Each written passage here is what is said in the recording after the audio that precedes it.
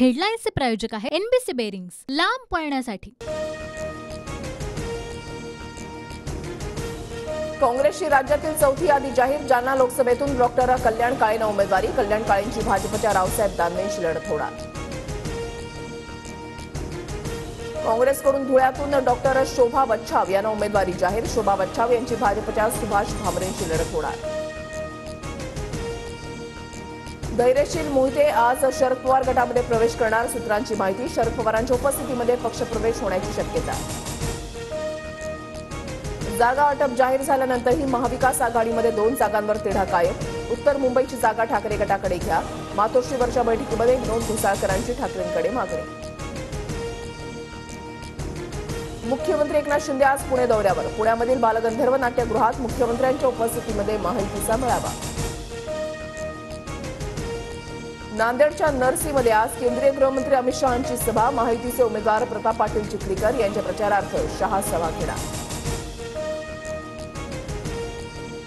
संविधानाच्या नावानं विरोधक देशाला मूर्ख बनवत आहेत। संविधान बदलणार असल्याचा खोटा प्रचार सुरू। संविधान बदलण्याच्या चर्चांवर मोदींचं प्रत्युत्तर। काँग्रेसच्या काळातील कृषी मंत्री मला शिव्या देणाऱ्यांच्या रांगेमध्ये उभे आहेत। नाव न घेता मोदींचा शरद पवारांवर निशाणा। अंगात नाही बळ आणि चिमटा काढून पळ अशी विरोधकांची अवस्था। मोदींची नजर फिरली तर फेसबुक लाईव्ह करणाऱ्यांच्या तोंडाला फेस येईल। मुख्यमंत्री शिंदेंचा उद्धव ठाकरेंना टोला।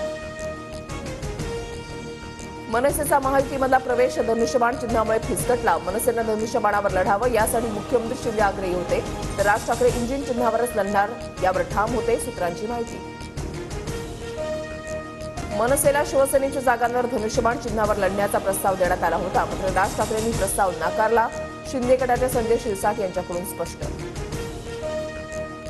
किरण सामंत यांना मुख्यमंत्री एकनाथ शिंदे यांनी मुंबईला बोलावलं। किरण सामंत रत्नागिरी सिंधुदुर्गसाठी इच्छुक। इलेक्शन ड्युटीवर न येणाऱ्या शिक्षकांवर कारवाई होणार। केंद्रीय निवडणूक आयोगाची मुंबई हायकोर्टात भूमिका।